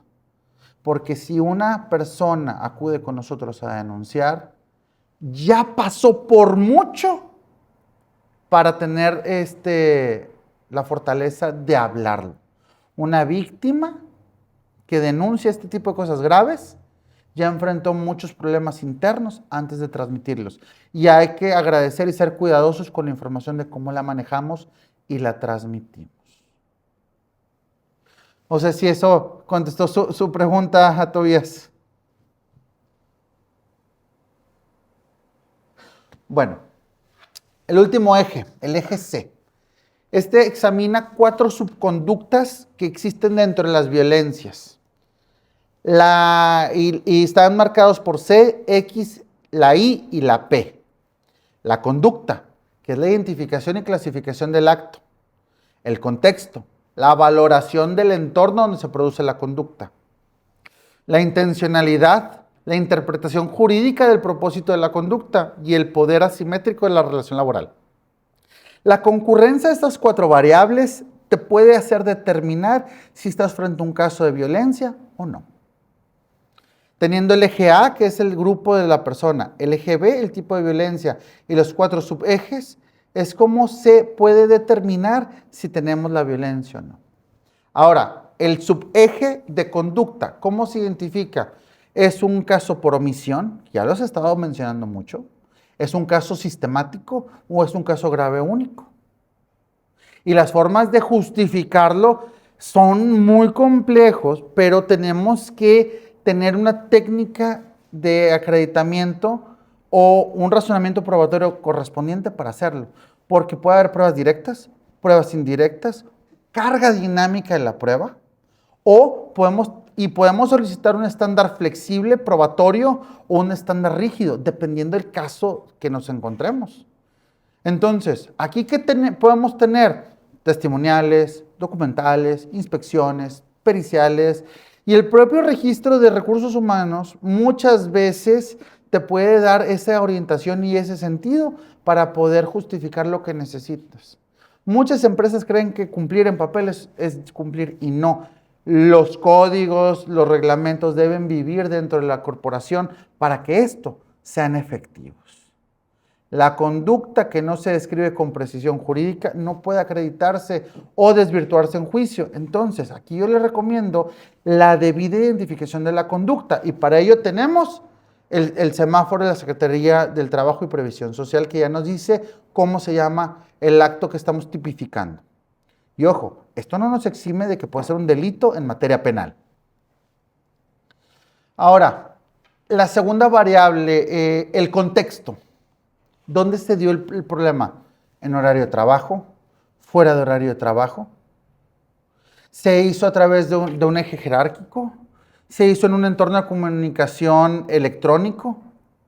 ¿Por qué? Hay empresas tan grandes que nada más se comunican por Microsoft Teams, por aplicaciones y no se conocen, pero por ahí se pueden dar acercamientos de cierto tipo de violencias. Digo, pueden describirse muchas situaciones, como el que les mencioné, que la muchacha le compartió su teléfono al supervisor y fuera de horarios les empezaba a comentar fotos de forma pues grave y eso generó y detonó un problema. O, lo voy a decir aquí abiertamente, al cabo estamos en un espacio de estudio, una trabajadora tenía su OnlyFans o su página donde se mostraba y se vendía en ropa íntima, pero en el trabajo alguien se dio cuenta, ella lo ocultaba y se dio cuenta y le empezaron a exhortar de que cuánto costaba meterse con ella.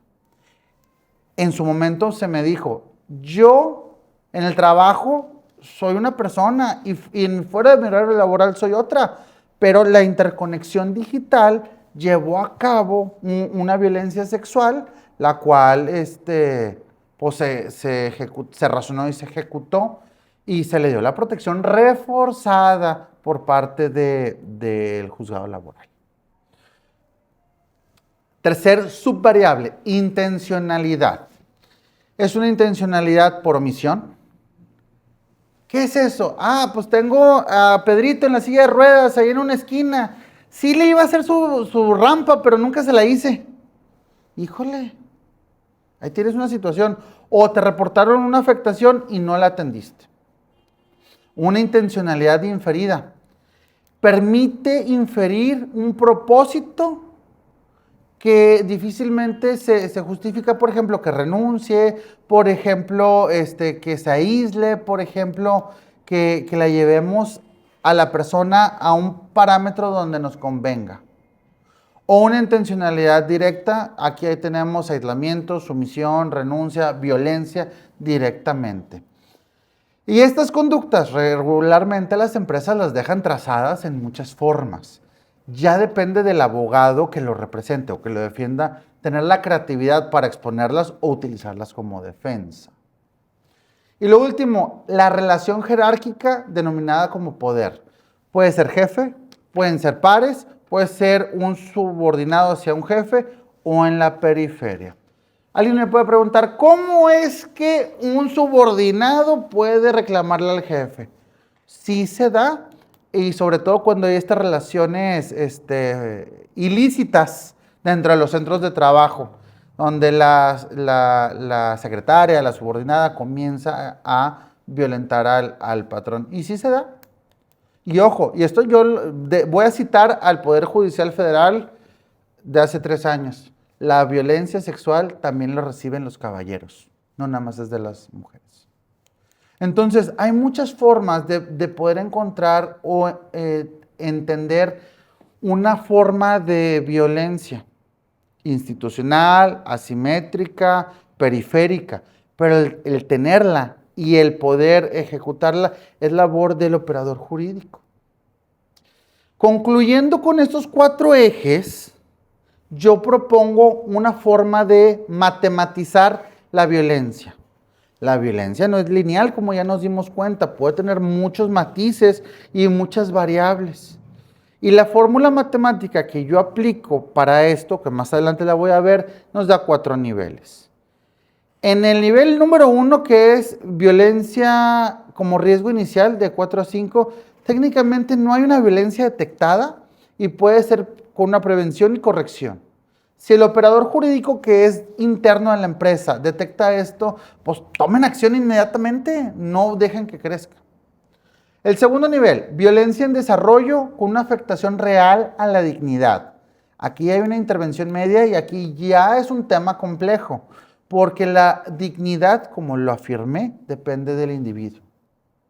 Tercero, violencia consolidada, ya que hay una responsabilidad patronal por la omisión o por la afectación directa. Y la última, una violencia grave o externa que daña a la dignidad y la salud. Por ejemplo, le creó una depresión clínicamente determinada, le creó un trastorno traumático severo, le generó ceguera por estrés, por ansiedad. Fíjense, y son cosas que el propio IMSS puede reconocer y determinar si se le guía al trabajador para que vaya a medicina del trabajo. Y si la empresa lo tiene, es momento de tomar acción de manera inmediata y prevenir que escale a juicio y buscar la mejor negociación efectiva. Va a haber ocasiones que no se va a poder porque el trabajador no va a querer o el abogado del trabajador no va a querer, pero pues hay que tomar acción y esta es una forma, capacitándose para ello.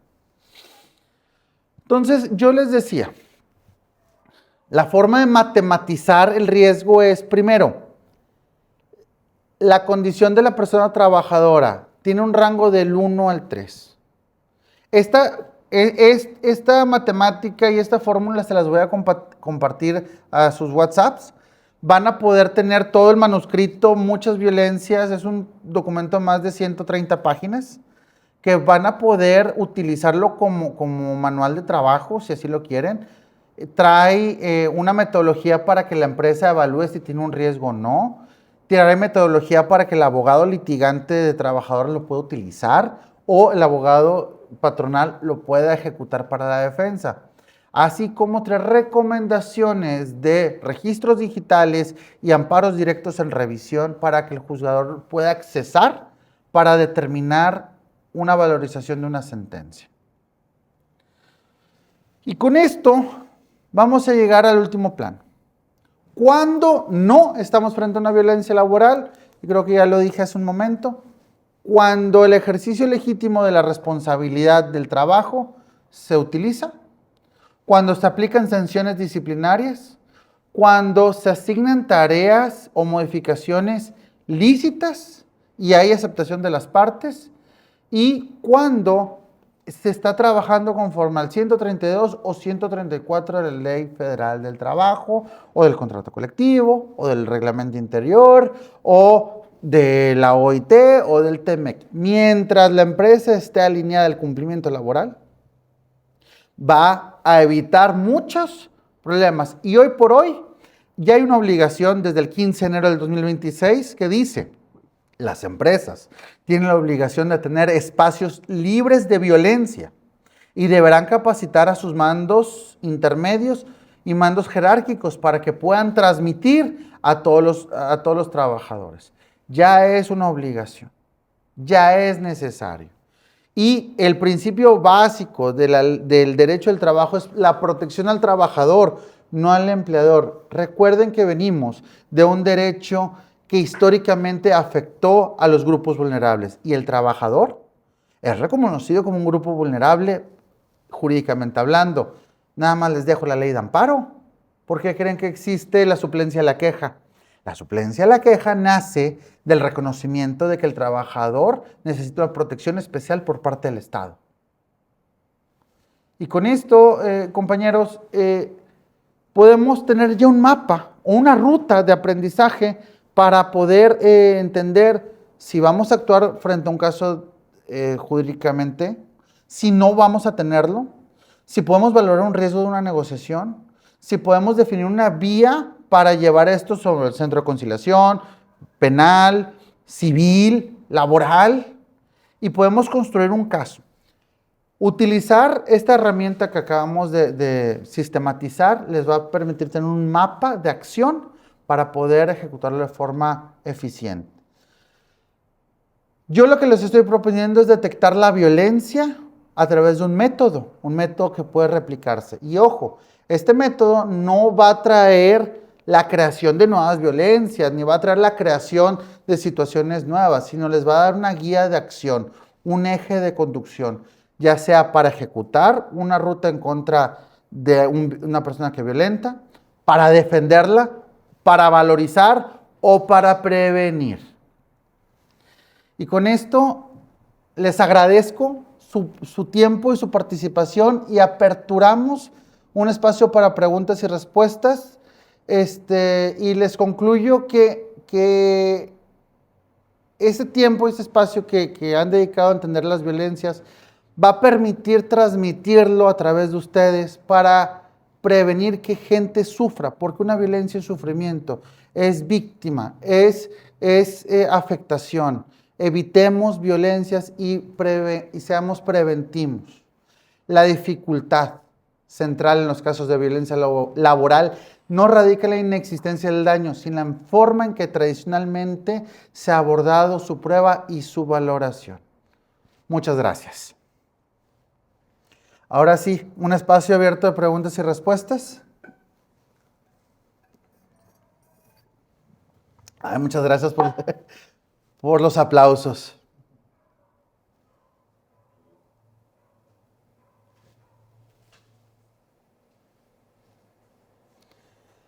Si no hay preguntas, si no quieren ver un tema. Yo sí tengo una. Adelante.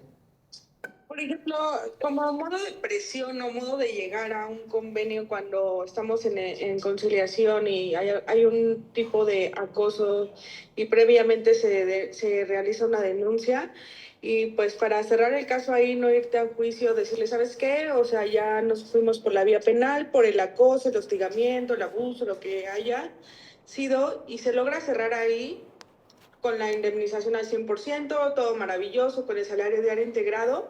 Entonces, ¿ya se cierra la otra vía o se continúa la otra vía? Técnicamente, cerrarlo ya estás concluyendo todo, pero si ejecutaste una denuncia por acoso sexual, es obligación de la agente investigadora y de la fiscalía continuar la investigación del asunto hasta encontrar una responsabilidad. Si tienes eso, no te olvides de llevar a la víctima a ratificar su deseo de desistirse y la van a entrevistar un perito psicólogo y un perito, dos peritos más bien. Bueno, es aquí en Nuevo León, para ver si realmente está ella de acuerdo y hubo satisfacción en la reparación del daño. Porque si no vas a dejar un tema abierto. Y por ejemplo, si es recomendable entonces, en caso de esto, siempre tomar ambas vías, obviamente la laboral y la penal. Cuando tienes un caso grave de violencia sexual, sí. Pero cuando es hostigamiento, pues cosas leves no tanto, ¿verdad? Para eso te sirve esta fórmula, para que tú determines en qué nivel estás. O sea, déjame Eso solo cuando cae en delito. Sí, cuando cae en delito yo te recomiendo sí seguir, o sea, iniciar con lo... Es más, hay veces que requieres iniciar lo penal para efecto de poder justificar una rescisión. ¿Sí se ve en la pantalla? Sí. Imaginemos que tienes un nivel 2 o 3. ¿Sabes qué? Métele penal. De ahí, con la carpeta de investigación, puedes rescindir al empleador y luego generar tu ordinario laboral. Fíjate, ya tienes tres expedientes. Porque en la notificación del aviso de rescisión únicamente estás notificando tu separación, justificando elementos. Recordemos, otra cosa, este tipo de asuntos son de excepciones. Tener identificado un hostigamiento y tener identificado un acoso no te requiere llevarte a instancia de centro de conciliación. Te puedes ir por las excepciones. Y esta excepción es nada más justificando indicios.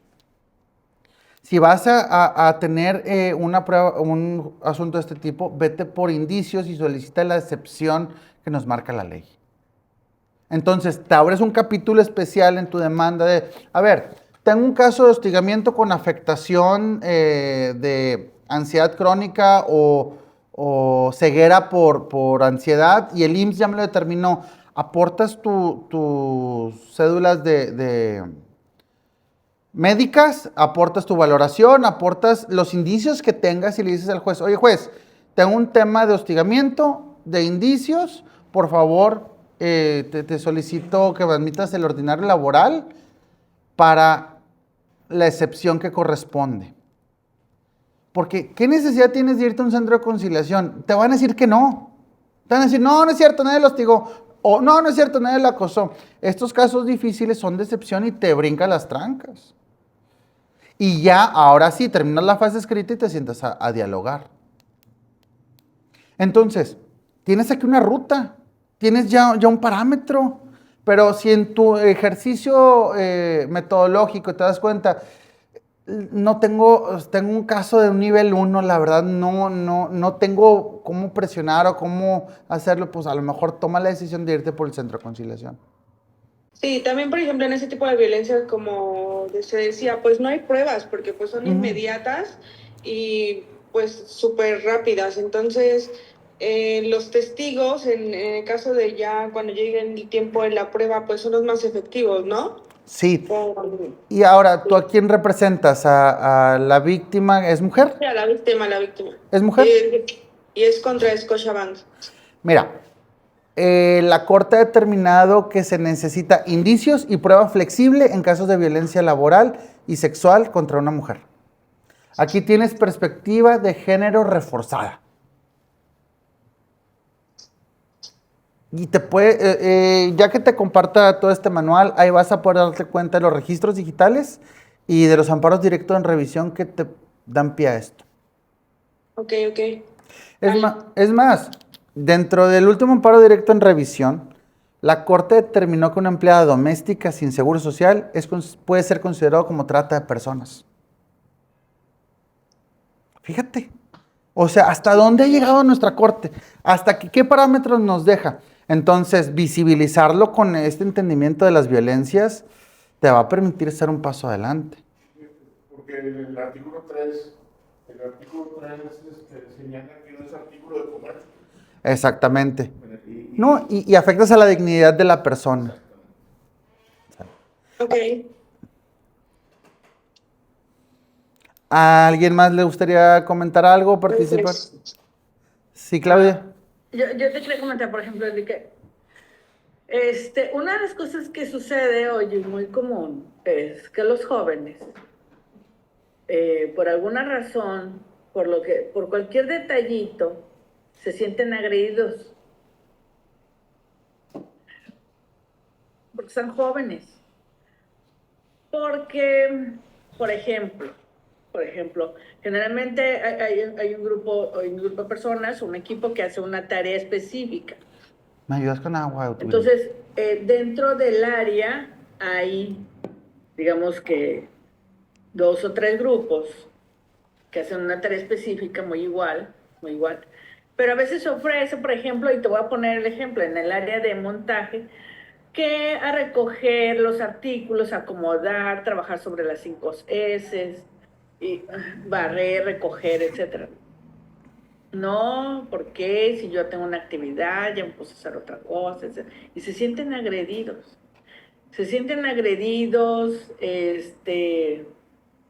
Por cualquier detalle, y luego lo comentan, luego lo externan, cuando nada que ver. Hoy en los jóvenes está sucediendo mucho eso.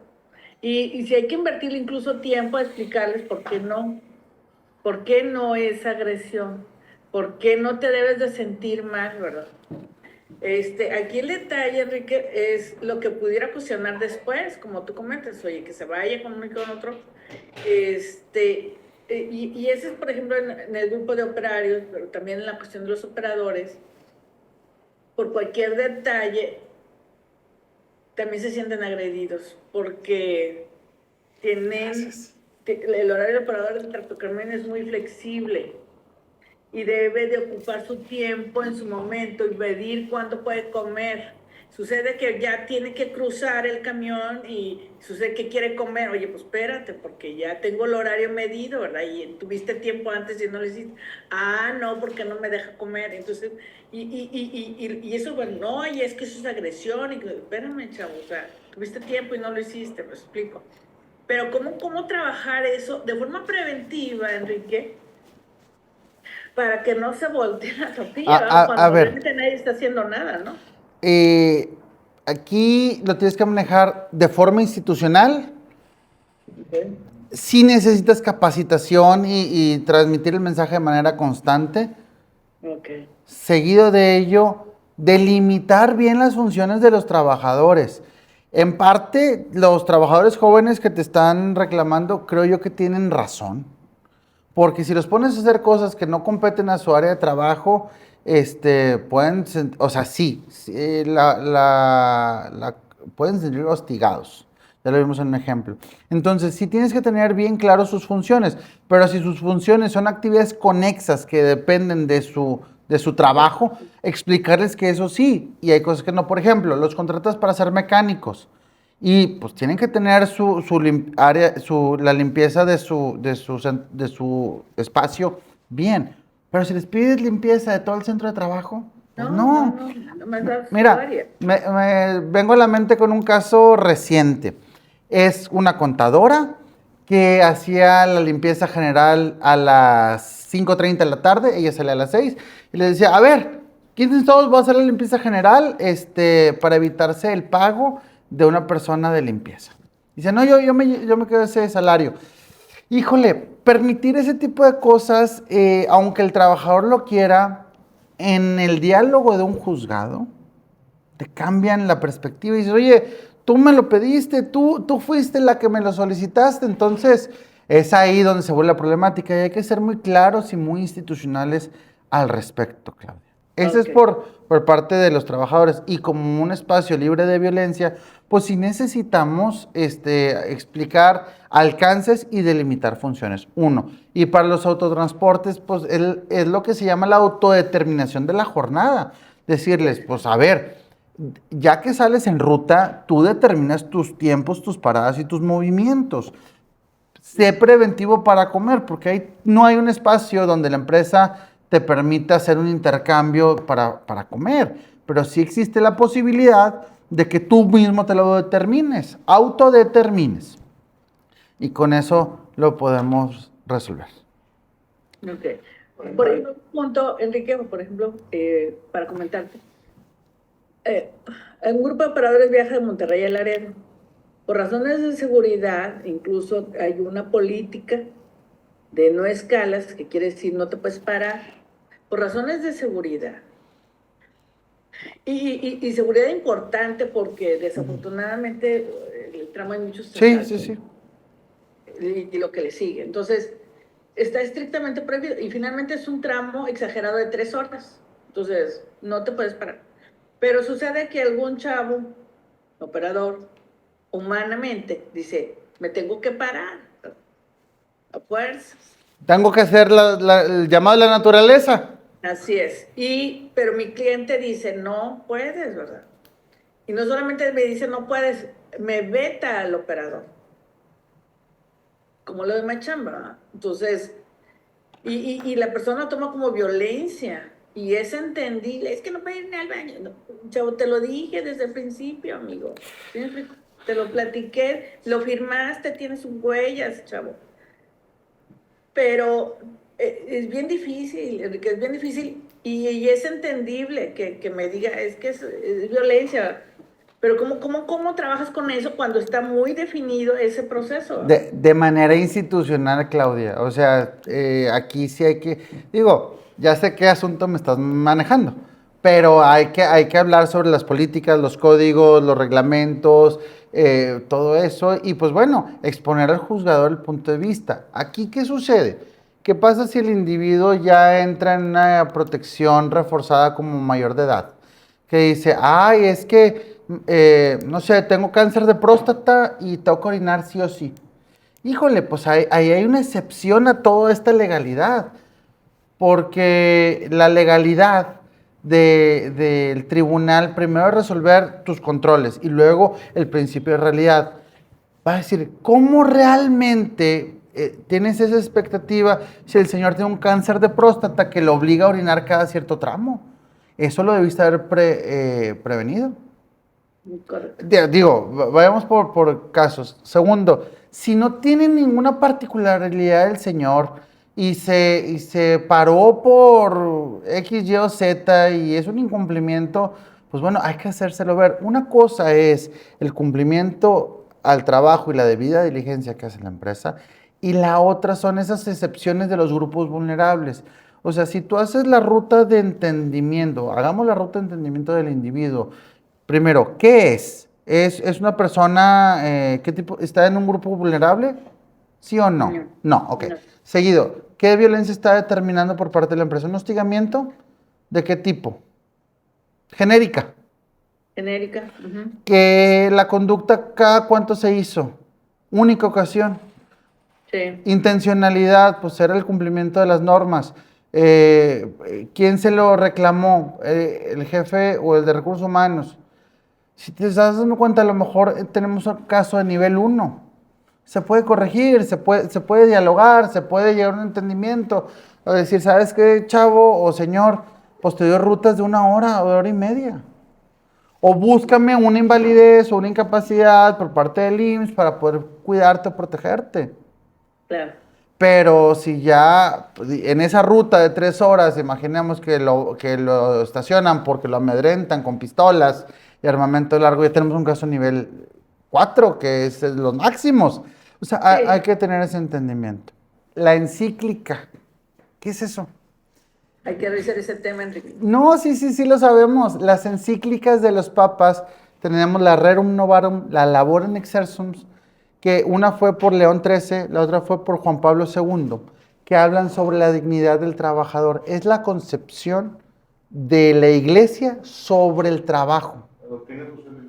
Exactamente. No, hay que recordar que el trabajo, las primeras dos instituciones que existieron fue la milicia y la iglesia. La milicia determinó las organizaciones estructurales y la iglesia la concepción de la dignidad, que es lo que yo afirmaba al arranque.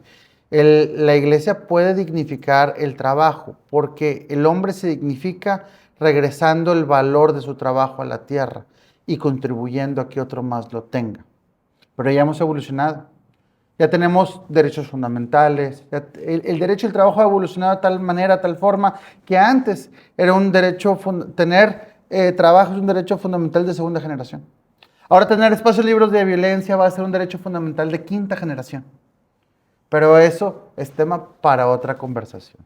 Yo con esto cierro. Les agradezco mucho su participación y les valoro su permanencia. Les voy a compartir el manual y seguimos en contacto y les voy a hacer llegar a través de los medios digitales que tengamos la siguiente taller o capacitación, y les agradezco si me contestan un cuestionario que va a ser privado, que sirve como retroalimentación. Gracias y nos vemos en la que sigue. Gracias, Enrique. Buenas noches a Bye. todos. Hasta luego, chao. Bye bye.